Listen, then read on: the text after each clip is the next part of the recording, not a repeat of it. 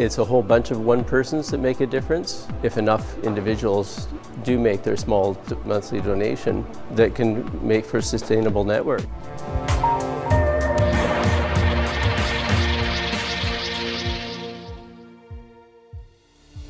In an article on IPSnews.net, journalist and investigative historian Gareth Porter analyzed the final draft of the U.S.-Iraq Status of Forces Agreement on the U.S. military presence in Iraq.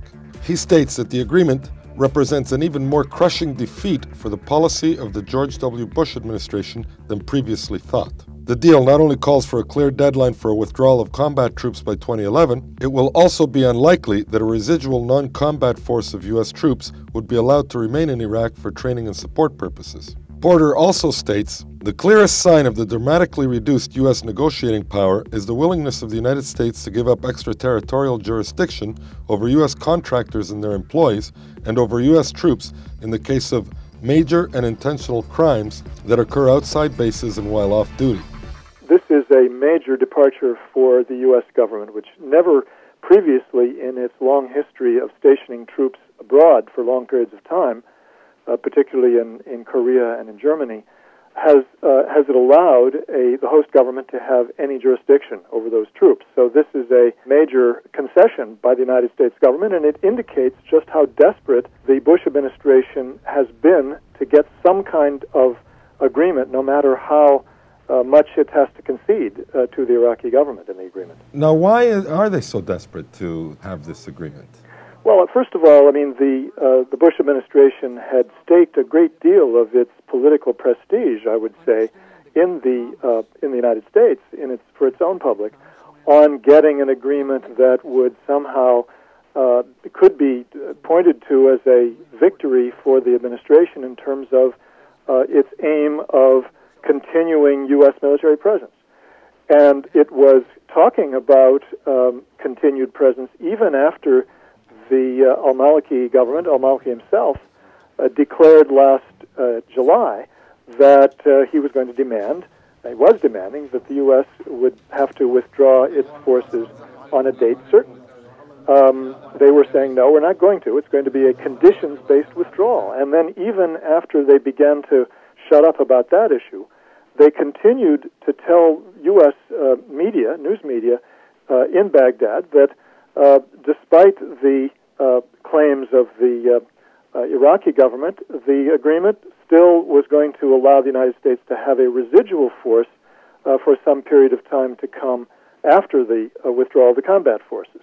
That turns out, of course, not to be true. The actual text that we now have makes it clear that the only way that there could be a residual force is if the present agreement is actually revised, and that would require an act of the Iraqi parliament. Now, that, of course, is simply not going to happen. It's very clear that's not going to happen. So the fact is that the Bush administration has been simply completely defeated on stationing U.S. troops, whether combat troops or training and support troops.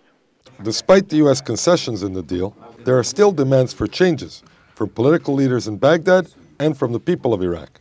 One reason is that many feel that the Iraqi government still does not have enough legal jurisdiction over U.S. troops. Another is that many, like the tens of thousands who protested against the deal on the weekend, believe that any agreement would legitimize the U.S. occupation. Only Kurdish groups have given the draft deal full support.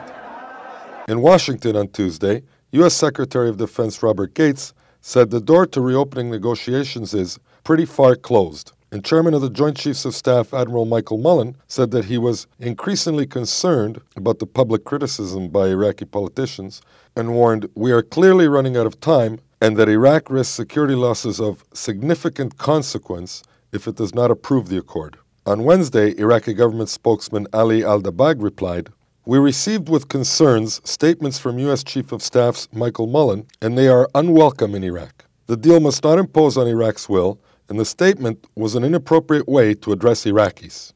I interpret that Mullen comment in particular as really aimed at the U.S. audience. And the reason is that surely by now the U.S. military leadership as well as the civilian leadership in the Pentagon have shed their illusions that they're going to get anything more out of the Iraqi political system. This was aimed at trying to shore up the position of the U.S. military leadership and the Bush administration at home that they're not going to be completely humiliated by this. They're still trying to put on a face that suggests that they're really bargaining hard, that they haven't already been crushed, that they suffered a crushing defeat at the hands of the Iraqi government and political system, which is the reality. What are the chances of this being signed by the 31st of December, and what happens if it doesn't get signed?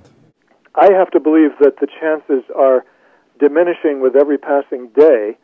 The political atmosphere in Iraq has grown increasingly hostile. I think it's much more difficult today for any political figure, certainly in the Shiite community, to support this draft. And so the chances of actual passage in the Iraqi parliament are very small. Basically, the Iraqis are going to say, we'll try again with a new administration in Washington. But what does that mean for U.S. if they don't have a UN mandate to stay there? What does that mean for U.S. troops in Iraq? Well, what I said in my article, and my understanding is that the U.S. troops would be confined essentially to their base. They have no mandate to stay in Iraq, and without any approval by the Iraqi government, they would be risking, I think, a serious incident by venturing out to try to do military operations at this point. So I think the likelihood is that they would stay in their bases and basically hunker down and wait to see what's going to happen next. Either a move in the United Nations to see if there would be some temporary approval for stationing of U.S. troops, or waiting until the new U.S. president takes office. What are the chances of the UN Security Council approving an extension? Well, there, of course, you run into the problem of a Russian and Chinese veto. It's hard to say, but certainly there's been a lot of speculation that the Russians would take advantage of this situation to cause problems for the U.S. and not approve a new UN mandate. On the other hand, if it were simply a temporary affair for a very few weeks with various caveats that would require U.S. troops to remain in their bases or something like that, then it might well be that they could get a temporary mandate, a sort of a bridging mandate, if you will.